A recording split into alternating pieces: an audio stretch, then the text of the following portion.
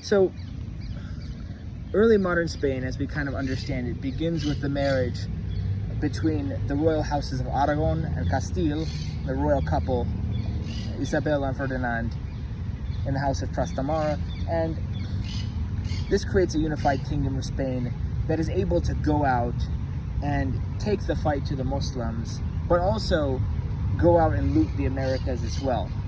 They actually had a huge golden pear dropped into their hands. But unfortunately, this was a double-edged sword, because they were still practicing essentially a medieval form of economic organization.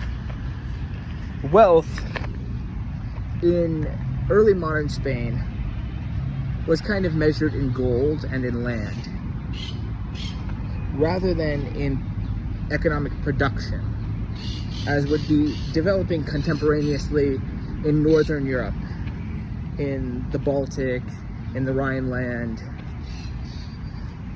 in the Low Countries, which were actually kind of also under the Spanish dominion at this time. But the Spanish were hampered, I think, because their version of wealth was a very traditional form of wealth. So as they raided the Incas and the Aztecs and looted them and sort of co-opted all their wealth to them, they immediately threw it into European wars. Hundreds and hundreds of years of European wars, of which the Spanish Habsburgs were the primary instigators, essentially bankrupted the kingdom. On top of that, you have the inflation that's created by this influx of silver from the Indies that was often just going to China ultimately, and gold from the Indies that was just ended up being wasted on costly and useless wars. Meanwhile, the form of economic organization that we call capitalism was being developed in the Low Countries and in other towns in more northern Europe that had less blessings of geography and colonialism. They had to go out further and colonize more effectively, let's say, to regions that the Spanish probably couldn't quite, touch, because they had the interest of absorbing the land in a feudal sense, with the encomienda system.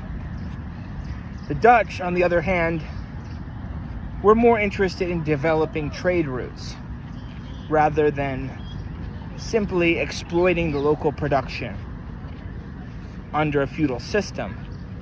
And while this had many, many weaknesses, and as a Marxist I'd be the first to tell you about them, it was a much more effective method of production than feudalism. This created a degree of wealth concentrated in Northern Europe, in a time when Spain had essentially bankrupted itself, became a victim of its own success, as it were. And this opened sort of a portal for a centuries-long decline of Spain.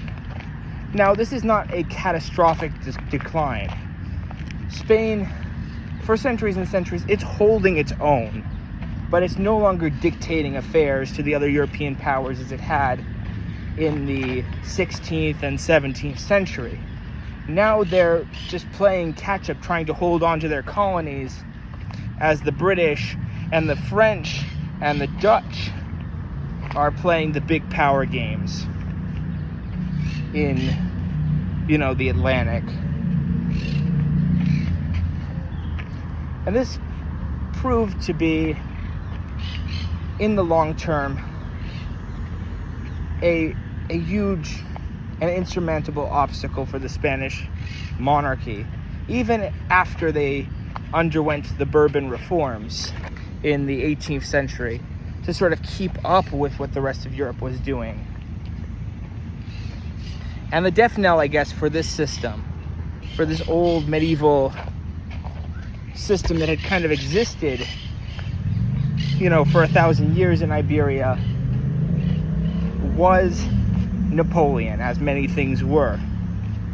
Napoleon had imposed his brother Joseph Bonaparte, as the King of Spain replacing the kind of, just loathed Spanish monarchy, Bourbon monarchy, but it created a new sense of Spanish patriotism resisting the French and resisting French imperialism.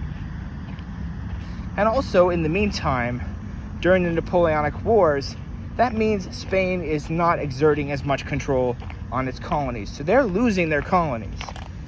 Colombia, Gran Colombia, is pulling itself off. That includes like modern-day countries of Colombia, Venezuela, and whatnot. And the Viceroyalty of Peru is pulling off. Rio de la Plata, which is modern-day Argentina, is pulled out over decades and decades, beginning with the Napoleonic Wars and extending in the following decades. Spain is slowly losing all of its colonies, and there isn't much they can do about it. They have to transition to a new form of economic production. And the transition to capitalism was very rough for Spain, as it would be. They had to compete with European powers that had already integrated themselves into the capitalist system for hundreds of years, such as the British and the French and the Dutch and the different Germanic states of the time. And this created sort of the context of the chaos of the 20th century and the late 19th century for Spain, of conflict between conservatives and liberals. And the conservatives essentially transitioned into fascism, because there really isn't a significant difference between fascism and what is referred to as conservatism. They're just a difference without a distinction without a difference, as we will say. You don't find a difference between fascism and just standard conservatism. And Spain, unfortunately, had to struggle through the worst of fascism and the fascism for the longest of almost any country in Europe.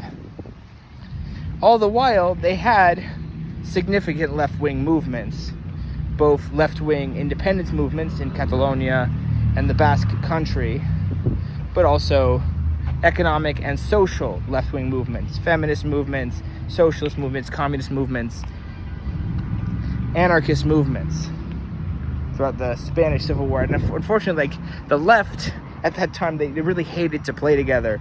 But the right, they all agreed that they want to kill anyone of those degenerates who didn't love God and the king. And of course, the conservative fascists won, of course, with the help of the Italians and the Nazis, but then held on to the power with the help of the other major fascist country of the 20th century, the UK. Because the UK was a big lover of fascism. They just weren't a lover of being challenged. And eventually Mussolini died and no one wanted to keep fascism, so they kind of get the Spain you have today, which is slowly transitioning into something better. It's kind of interesting and ambiguous what is going to occur in the future of Spain, but I'm hopeful. I actually think Spain has an enormous potential for human development, because I've seen more and more the Spanish government taking policies that benefit average people far more than I've seen in other European countries, because they're so familiar with the realities of fascism, having experienced it so very recently compared to other European countries, which are happily black sliding into fascism. And that's where I end this last video, with a hopeful but ambiguous future for Spain.